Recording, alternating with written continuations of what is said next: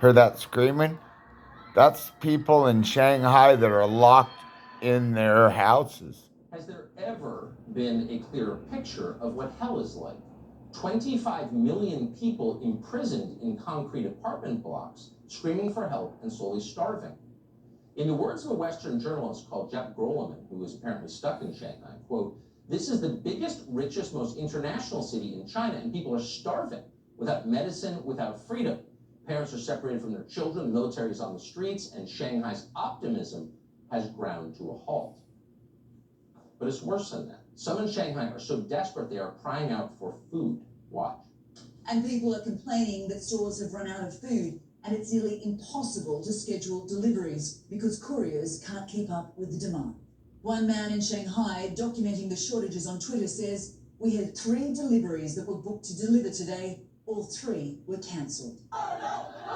Social media, videos not verified by NBC News, described as protests by people desperate to get food and medicine.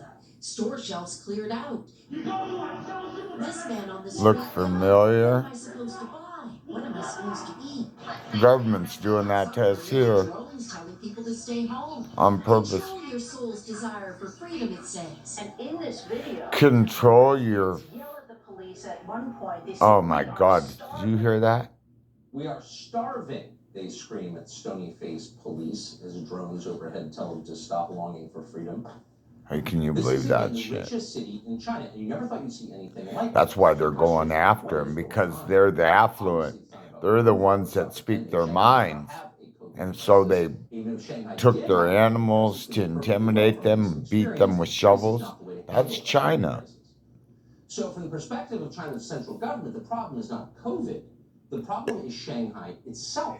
Shanghai is probably the freest place in China. That's why right there. Yeah. Than any city in China. They're drawn by the trade that revolves around its historic port. So by Chinese standards, Shanghai is an independent-minded city. That's it right there. For authoritarians, independent-mindedness is the main threat. If you're the head of the Communist Party of China and you're trying to run a highly volatile country of 1.4 billion people from Beijing, naturally your top concern always will be Shanghai. Shanghai is the one place a meaningful insurrection might start. There you go.